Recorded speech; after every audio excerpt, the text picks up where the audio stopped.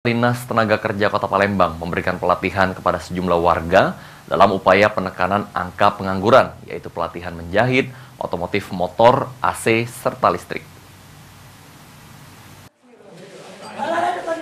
Pemerintah Kota Palembang melalui Dinas Ketenagakerjaan Disnaker melatih puluhan pencari kerja. Pelatihan itu secara resmi dibuka oleh Kepala Disnaker Palembang Yanurpan Yani.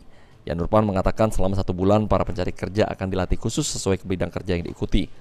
Hal ini upaya kita untuk menekan angka pengangguran sekaligus menciptakan SDM yang berdaya saing.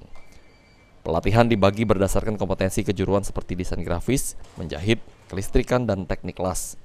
Animo pencari kerja ini sangat tinggi untuk mengikuti pelatihan. Para peserta ini terpilih melalui seleksi yang ketat. Ditambahkan Yanurpan, setelah ini mereka yang lulus akan mendapatkan sertifikat keahlian sesuai dengan bidang mereka masing-masing. 4 jenis, bahkan 5 jenis ya, pelatihan antara lain 6 jenis. Mengelas, otomotif, motor, kemudian AC, kemudian menjahit, listrik.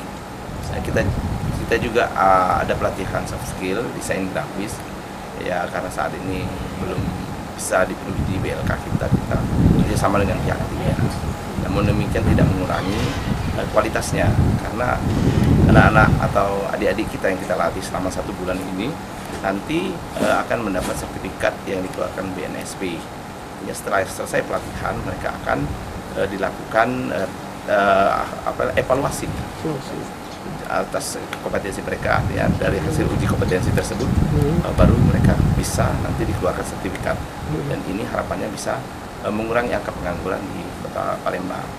Karena yang menjadi masalah sosial kan sekarang adalah pengangguran. Akibat dari pengangguran itu.